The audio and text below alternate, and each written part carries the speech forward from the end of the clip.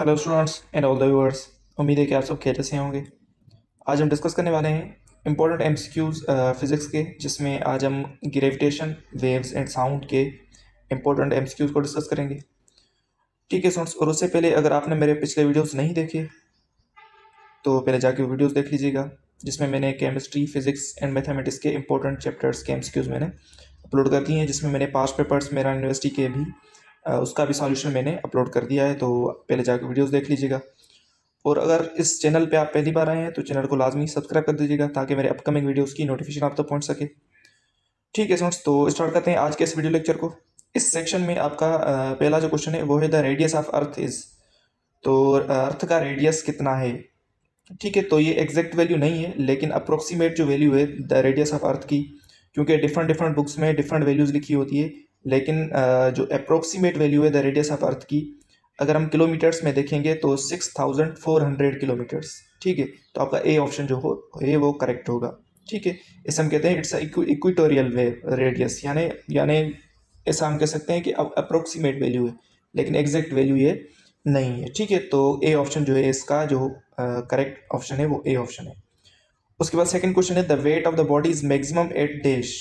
तो किसी भी ऑब्जेक्ट का जो वेट है वो अर्थ के कौन से यानी पार्ट पे मैक्सिमम होता है? Poles, equator, 45 degrees to north altitude, या 45 डिग्रीज टू साउथ एल्टीट्यूड। ठीक है, तो वेट ऑफ द बॉडी जो है ये हमेशा पोल्स पे ज़्यादा होता है देन इक्वेटर्स पे। ठीक है, क्योंकि पोल्स पे जो ग्रेविटेशन एक्सेलरेशन है उसकी वैल्यू ज़्यादा होती है, तो इसकी वजह से वेट भी क्या होता है, ज़्यादा होता है पोल्स पे।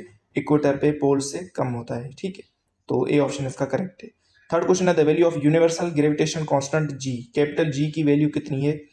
ठीक है, तो ये कांस्टेंट है, इसकी वैल्यू है 6.67 इंटू 10⁻11। ठीक है, अगर हम यूनिट की बात करें तो न्यूटन मीटर स्क्वायर पर केजी स्क्वायर जो ये हम यूनिट निकाल सकते हैं बाय ग्रेविटेशनल फार्मूला। ठीक है, अगर हम इसकी डायमेंशन की बात करें तो m inverse l cube t⁻−2 इसकी डायमेंशन है, तो ये भी आप याद कर दीजिएगा।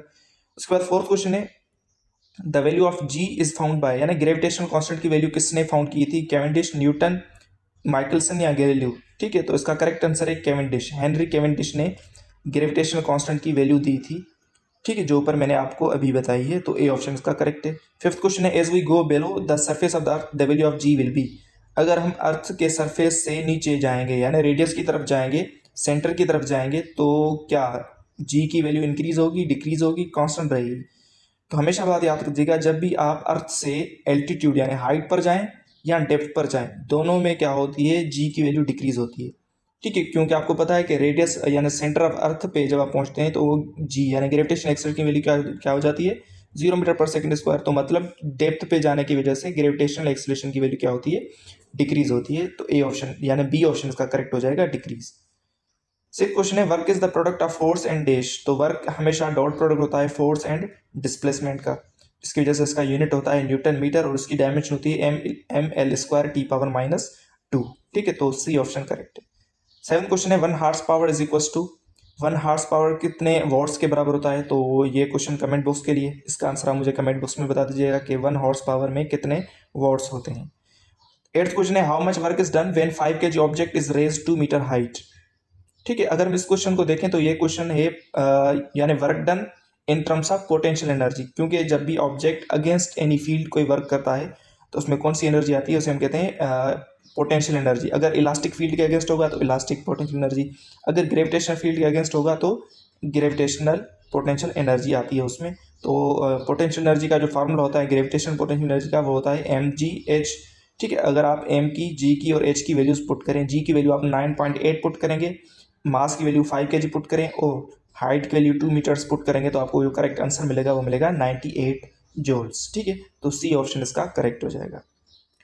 नाइन्थ क्वेश्चन है which are the following is not a conservative force. तो कौन सा कंजर्वेटिव फोर्स नहीं है? कंजर्वेटिव फोर्स हम किसे कहते हैं? ऐसा फोर्स यानी जो work done by the force हो किसी भी ऑब्जेक्ट का, ठीक है, वो इंडिपेंडेंट ऑफ पाथ हो। अगर पाथ पे डिपेंड होगा तो होता है कंजर्वेटिव फोर्स, अगर वो होता है नॉन कंजर्वेटिव फोर्स। अगर डिपेंडेंट ऑफ पाथ हो तो वो होता है आपके पास नॉन कंजर्वेटिव फोर्स। ठीक है, तो यह बात याद कर दीजिएगा, कंजर्वेटिव फोर्स जो इंडिपेंडेंट ऑफ पाथ हो यानी, और नॉन कंजर्वेटिव फोर्स जो डिपेंडेंट ऑफ पाथ हो।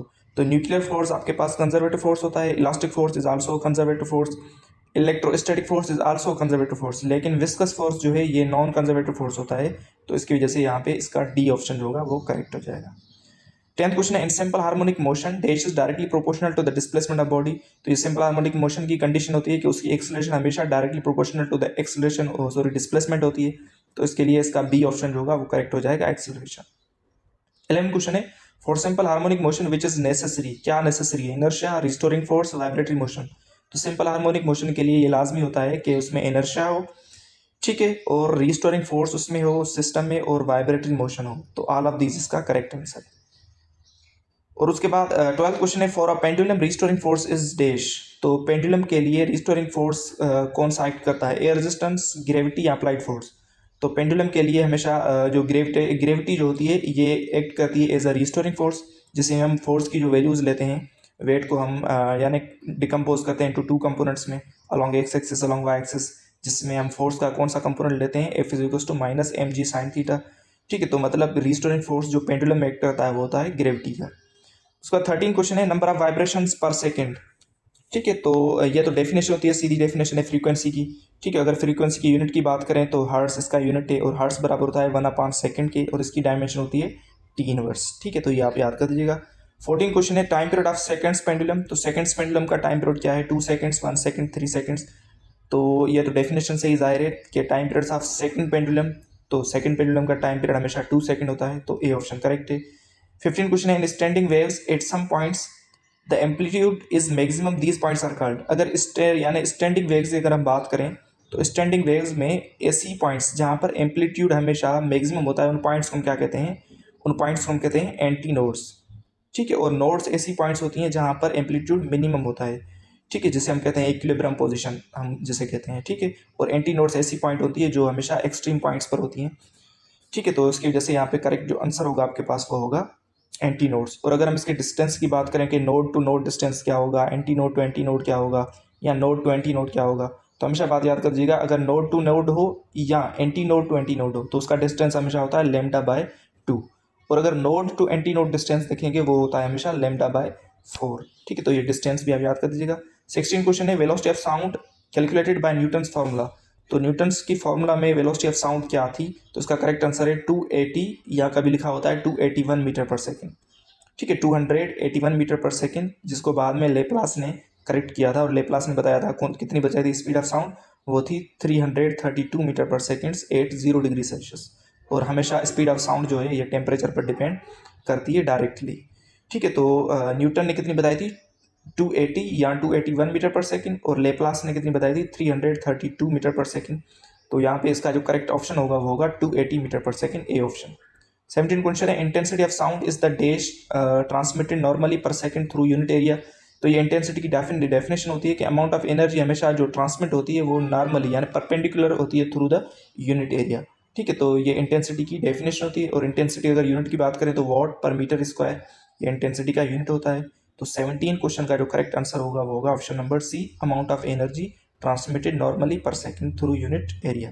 18 क्वेश्चन लास्ट क्वेश्चन है, loudness is directly proportional to the dash of intensity. तो लाउडनेस जो है ये हमेशा डायरेक्टली प्रोपोर्शनल होती है to the logarithm of intensity, जिसे हम कहते हैं फेक्नर्स लॉ।